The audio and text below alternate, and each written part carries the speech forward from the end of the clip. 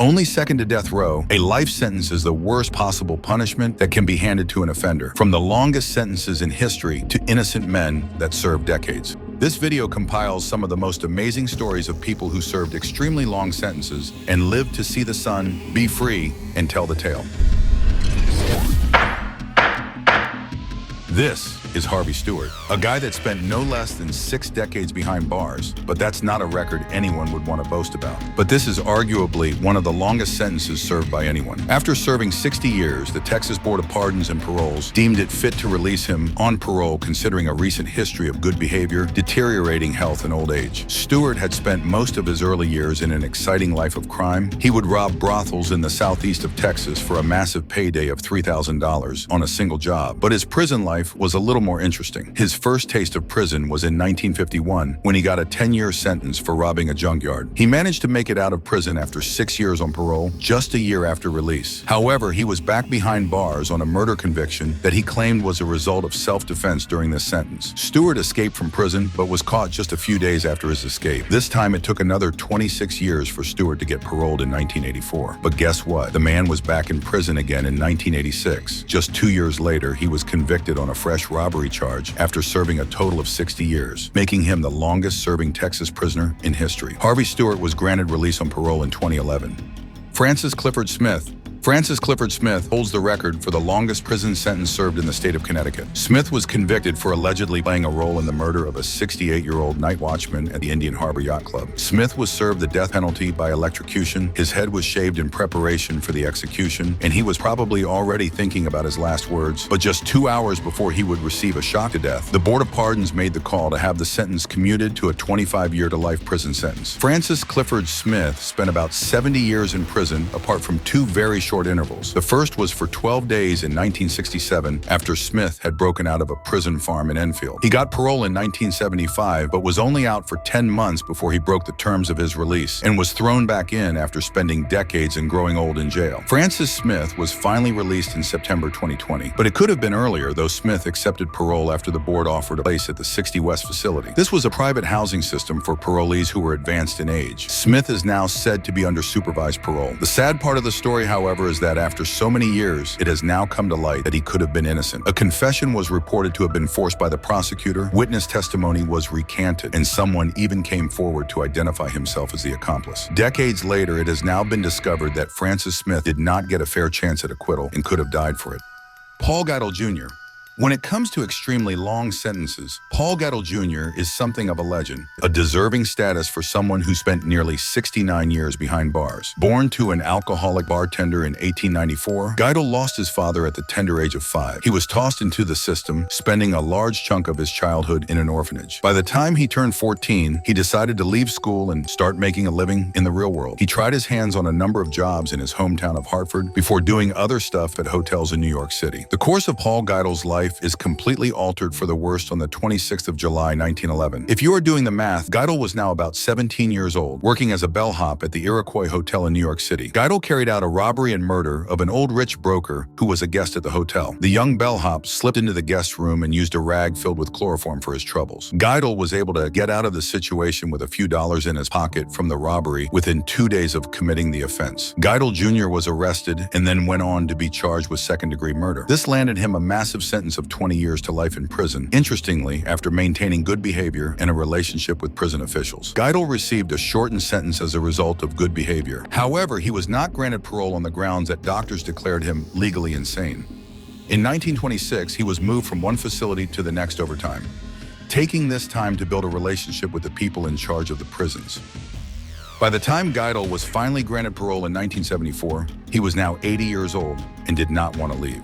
After spending 63 years of his life behind the walls of the prison, he did not know any other life. He had no known family members. Surviving on his own on the outside did not look feasible. Geidel was willing to stay in prison for almost 6 years more before finally deciding to leave by May 7, 1980. Paul Geidel Jr. had now served the longest prison sentence in the history of the United States that ended on his release. As he made his way out of the facility, he requested that the press avoid turning his story into a publicity stunt.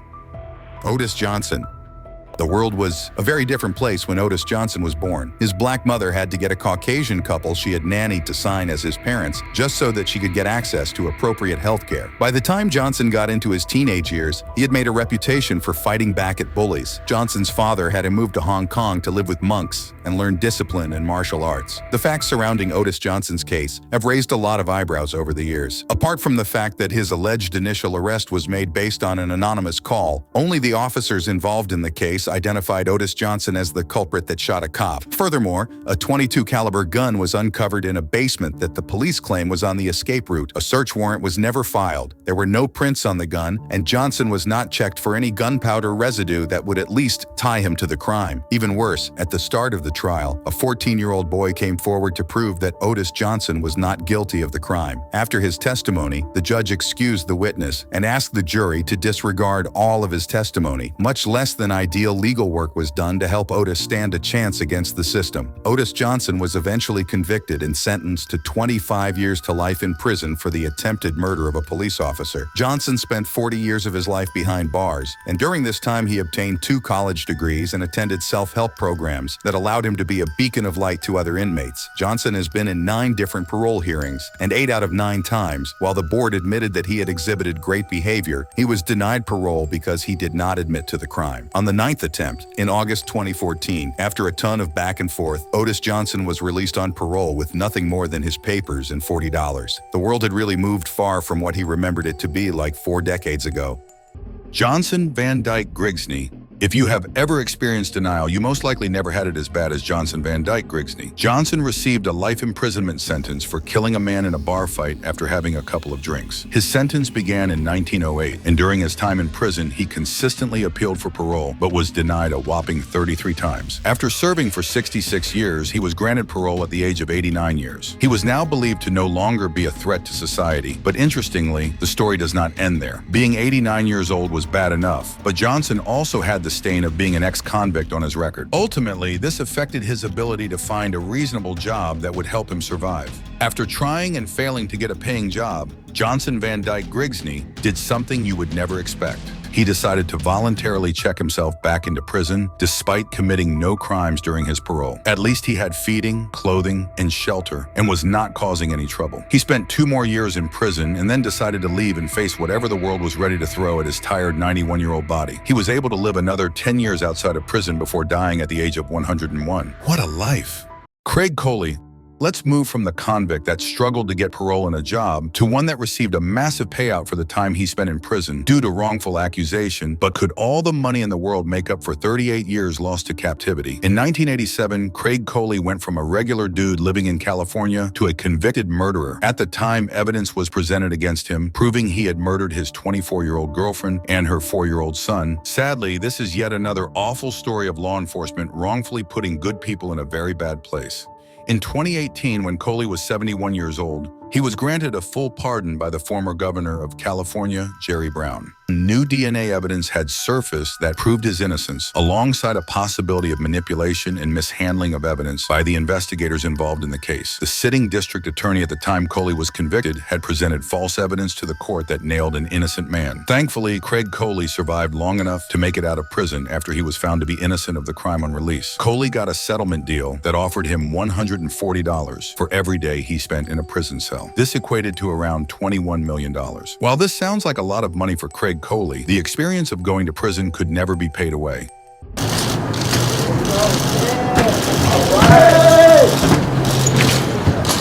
Ricky Jackson. Ricky Jackson was wrongfully convicted at the peak of his teenage years and ended up spending 39 years in prison, finally getting his freedom at the age of 56. Jackson is currently the longest-serving convict that ended up getting exonerated after getting arrested for the murder of a money order salesman named Harold Franks. Jackson and 2 others were convicted primarily based on the testimony of a 12-year-old child. Eddie Vernon testified and identified Ricky Jackson, Wiley Bridgman, and Ronnie Bridgman as the culprits responsible for the death of Harold Franks. The trio trio was thrown into prison based on this testimony, but then years later, a plot twist hit the story after Jackson had spent 39 years in the dark box fighting to prove his innocence. Eddie Vernon came forward with a confession that he had lied against the convicts. He recanted his testimony publicly, claiming it was a result of coercion by the police to put the three young adults behind bars. Furthermore, new evidence was uncovered that supported the fact that Jackson was innocent of the murder accusation in November 2014 with evidence. Beyond doubt, Ricky Jackson and the Bridgman brothers were exonerated and released to walk as free men again. Eddie Collins. Eddie Collins was 21 years old and out buying drugs with his 17-year-old younger brother Johnny. A drug deal gone bad. The men got into a bit of a squabble, and in a matter of seconds, Johnny Collins grabbed a gun from nowhere before Eddie could do anything about the weapon Johnny had taken the shot. The dealer died a few hours after. The brothers went on the run for about a day, but were eventually delivered to the cops by their mother. Both brothers got a first-degree murder charge alongside a plea deal offer. Johnny took the deal and served a 10-year sentence for manslaughter. Eddie, on the other hand, refused to take the deal that would have kept him in prison for 20 years. During his trial, the jury tried to nail Eddie Collins for manslaughter, but the judge would not let that happen. He was eventually convicted of first-degree murder and sentenced to life in prison without the possibility of parole after spending 30 years in prison. Eddie's lawyers attempted to get him clemency on 3 different occasions. However, despite getting approval from the board, the governor at the time, Janet Napolitano, refused to sign off on it. Well, thanks to a change in the criminal code, Eddie Collins could apply for parole, but that was not an easy task either. The board pushed and shoved Collins with everything they could to ensure that he could stay under control and not cause harm if let into the world. After 43 years in prison and several years of trying to get out, he could finally go home. "I feel like I had died and gone to heaven," said Collins. John Phillips. Speaking of 17-year-olds that ended up in prison here is John Phillips, a man with no desire to walk free. When most people get thrown in a cell, the only thing they ever dream of within those dark walls is the day they will finally walk out. For John Phillips, he couldn't care less about what life would look like outside the walls of the prison. John Phillips began his sentence in the summer of 1952 for raping a 5-year-old girl. While Phillips claimed to be innocent of this crime, the circumstances surrounding his case made it a difficult situation for him. Based on an account of Phillips' trial, an evaluation carried out at a mental facility revealed that he had the mind of a 7-year-old. Now, regardless of this evaluation, the report also stated that he knew right from wrong regarding the charges against him. His lawyer did not hesitate to enter a guilty plea that allowed him to serve a life sentence rather than getting thrown into a gas chamber. His stance on being innocent was not considered based on the fact that people with mental or intellectual disabilities were not known to make accurate confessions after spending years behind bars. A 1991 article listed John Phillips as the longest-serving prisoner in North Carolina. The article moved mountains as the prison decided to work on his release. At this time, Phillips was not interested in leaving, so he declined their offer after spending over 68 years in prison, now in his 80s, trying and failing multiple times to get paroled. John Phillips finally got released on parole in 2021. Phillips was asked later why he took the guilty plea while still claiming to be innocent of the crime. Phillips said, "They told me I could live." Walter Bourke. Walter Bourke has spent 67 years in prison, and while he is still in prison, he has made this list on the grounds that he could have been a free man despite the gruesome nature of his crime. Bourke received an 18 years to life sentence in 1955 for the murder of a 4-year-old girl named Patricia Johnson. Bourke had been sexually assaulting the child and decided to kill her because he was scared of her parents. He axed the 4-year-old to death and buried her in his parents' cellar. At the time crime was committed, Bourke was only 17 years old. The prosecutors demanded the death penalty by hanging for his crimes, but the jury went for a second-degree murder ruling considering his age. The first conversation about release on parole started in 1966, but this was immediately denied, standing on the nature of the crime committed. He was gearing up for release again in 1977, but this was ruled out on accusation of inappropriate activities with minors. Bourke attended a sex offenders program in 1978 and 1979, but was thrown back in prison for stealing a check. At this stage, Bourke is now aware that he may never be free from the 4 walls of prison, and he is comfortable with that fact. Joseph Ligon. Joseph Ligon's early life was quite the struggle for young Ligon. Growing up on a farm meant that he did not have access to the luxuries of life. He eventually dropped out of school in about 4th grade without properly learning to read or write. By the time he turned 13, he moved with his family to Philadelphia. In February of 1953, Ligon was hanging out with a group of other teenagers, 2 of whom had been drinking. The group of 5 started robbing people for money to buy more alcohol. After consuming 2 bottles of wine, the group of teens who barely knew their left from their right hit the streets of Philadelphia and stabbed 8 men. 2 of the men that were stabbed eventually died. It was the very first time Ligon had tasted alcohol, and the activities of that night are what he now considers stupid and horrible. Ligon later stated that he was not allowed legal representation or even visitation from his family before he was forced to sign a confession cooked up by the police. A 15-year-old who did not know how to read ended up in front of a judge in a one-day trial receiving a life sentence for first-degree murder. While Joe Ligon maintained that he was innocent of the crime, he admitted to stabbing one of the men that survived after the Supreme Court deemed it unconstitutional to sentence juveniles to life without a chance at parole. Ligon's sentence was revised to 35 years in prison, considering how long he had already spent in prison. He could immediately apply for parole, but Ligon did not like the idea of release on parole. He had always believed that he was unconstitutionally sentenced, so he went back to court to fight the parole and he won. Joseph Ligon was set free in February 2021 without parole. Joseph Ligon became a free man after 68 years behind bars. Richard Phillips.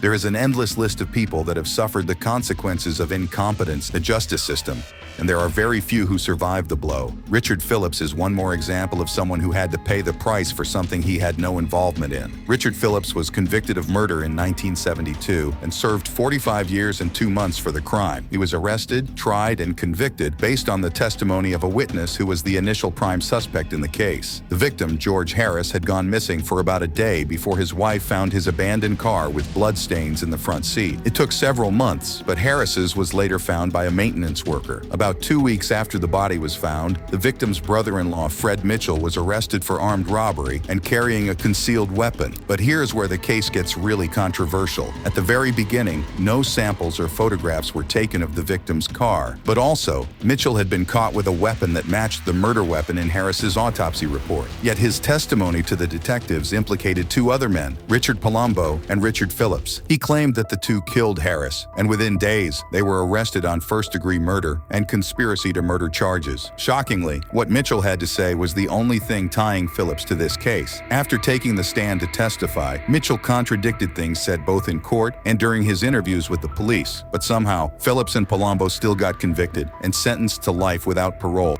It took 40 years, but Palumbo finally came forward to testify under oath that he and Mitchell were responsible. He claimed that he had only met Richard Phillips 8 days after they had committed the crime, and he was not involved. Mitchell just decided to pin it on Phillips and escape prosecution. It also turns out that an undisclosed deal had been made between the prosecution and Mitchell to apply leniency in the trial for his armed robbery charge if he testified against the 2. Filippo was finally released in 2017 and awarded a compensation of over $1.5 million. Charles Edred Ford.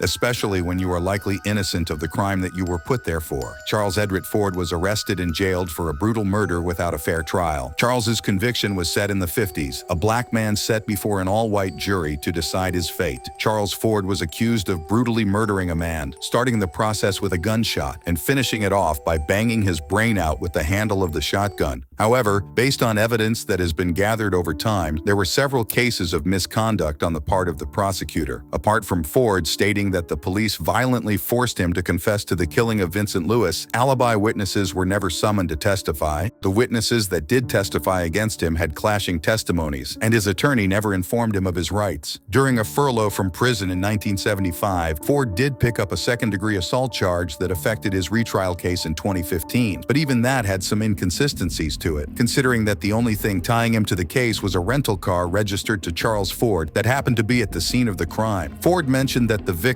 had pointed to another man in the courtroom, and all the judge had to say was that the person looked like him, Ford. After all was said and done, Ford finally received a suspended 5-year sentence and broke down in tears as soon as the judge passed the judgment. Richard Hanik. Richard Hanik was the co-perpetrator of a crime that was premeditated and years in the making. His crimes cost him just over 64 years of his life. Hanik was convicted for the murder of Walter F. Culler, however. This was not the start of his story. Years before killing their former school friend, Hanik and Hundhausen had been arrested for setting several fires. Culler took the stand to testify against the Hanik and Hundhausen. From that moment, the criminal duo vowed to get revenge. You would not expect them to get revenge with an even worse crime, but they did, and had a very elaborate plan for how it it would be executed. They geared up with multiple options for the kill: a 16-inch Bowie knife, a silver-plated case knife, a 44 caliber revolver, a 22 caliber revolver, a 38 caliber revolver, and 2 belts of cartridges. The victim was found in his room with a stab in the back. Lundhausen had confessed that Hanik did the stabbing with an 8-inch Bowie knife. Their detailed plan also consisted of their means of escape. However, that part did not really work out as planned. Hanik was arrested and condemned to life imprisonment for his troubles. After a rough patch in the first few years of prison life, he finally began to get his act together before getting paroled in 1963. 64 years after he first walked through the prison gate, Hanik was now 85 years old. Henry Montgomery. In 1963, Henry Montgomery was just turning 17 when he was accused of shooting a white sheriff's deputy. About 60 black men got arrested as a result of this shooting, and multiple violent activities headlined the days leading to the trial. Henry was tried, convicted, and immediately handed the death penalty. However, in 1966, the Louisiana Supreme Court revoked the sentence, considering that the circumstances surrounding his trial were unfair. A retrial in 1969 got him a new life sentence without parole. Getting into prison as a teenager was really tough on Henry Montgomery, but he managed to grow into a model prisoner, counselor, and mentor to other inmates. By 2012, a ruling by the Supreme Court made it unconstitutional to sentence children to mandatory life without parole. This allowed Montgomery to start appealing for release on parole. His first appeal was denied because Louisiana courts were not applying the decision to cases that had already gone past the direct appeal process. It took another 4 years before the Supreme Court finally made it compulsory for all states to ban "till death do us part" sentences. The ruling got Montgomery an opportunity to now appeal for parole. He was denied parole twice in 2018 and 2019. However, in 2021, he was finally granted release. Clifford Hampton. Up next is yet another 17-year-old that ended up behind bars. Clifford Hampton killed his childhood friend, Bertha Ann Gibson, because she did not agree to have sex with him. The year was 1958, and Bertha was just 18 years old. Hampton could not keep his emotions under control so much so that he stabbed Bertha a total of 28 times. After the high of emotions had cleared from his eyes, he turned himself in. Unsurprisingly, Hampton was tried as an adult despite being a juvenile. The trial ended with a conviction and a life sentence. Just 3 years into his stay in prison, Hampton stabbed another inmate to death just because the said inmate had been pushing rumors about him. This landed him another life sentence. Clifford Hampton's prison time was riddled with a decent array of misconduct, everything from illegal materials to sex offenses. Apart from a gruesome murder from the 50s, all of these plagued his getting paroled and released. After several hearings, complications, and kickbacks later, the Louisiana Board of Pardons and Parole granted Clifford Hampton release. His sentence lasted 61 years. Howard Christensen. Howard Christenssen's story is the perfect example of a really bad escape plan. Christensen was just 17 years old when he got convicted of murder. All he and his friend Norman Westberg wanted to do was move from Chicago to the more volatile South Dakota area for reasons best known to them. Still, there is no crime in wanting a little more excitement in your life. But their plan? Flag down a person that would be kind enough to stop and give them a lift so that they could then steal their car. A plan that would have been pretty easy to execute if their victim was not a teacher named Ada Carey. Unfortunately, Carey fought back at the boys. Despite taking 2 gunshots and a hammer hit to the head, she was alive long enough to give the police everything they needed to find the culprits. Christensen and Westberg were eventually caught, taken to court, and convicted for the murder of Ada Carey. Westberg did not last very long before committing suicide in 1943. Christensen lived long enough to maintain a record of bad behavior in prison. His sentence was later commuted to the time he had already served, spending 58 years in prison. Christensen died 3 years after release. Anthony Mazza. Let us throw in one more extremely long sentence served by a completely innocent man. In fact, the story of Anthony Mazza and the 47 years he spent in prison is recorded as one of the longest sentences served by an innocent man. In 1972, police found the body of 34-year-old Peter Armada tied up and stuffed in a closet in an apartment belonging to one Robert Anderson. So how did Anthony Mazza come into the picture? Well, Anderson's testimony implicated Mazza. Anderson told the police that he had come home at an odd hour only to find Mazza in leather gloves, standing over the corpse. Mazza was then arrested, and on searching his home, police found a bank ID and driver's license belonging to the victim. Anderson got his charges dropped after agreeing to testify before a grand jury, and despite giving a testimony that was packed with inconsistencies, it was admitted in court. A few more witnesses added fuel to the fire with vague descriptions, and Mazza was on his way to prison in 1973 for first-degree murder and robbery. A life sentence without parole was the punishment handed out. Things did not look good for Mazza, as his legal team tried and failed multiple times to get a retrial. It was not until 2006 that a statement by Anderson's brother was discovered. William Anderson claimed that his brother Robert was very much involved in the murder than he had made known to the court. While you would expect this to be a major breakthrough to make his retrial easier, it took another 14 years for Mazza to get vacated of his conviction. Many denials later, Mazza was finally free of all charges in 2020 at the age of 73. Nelson Mandela.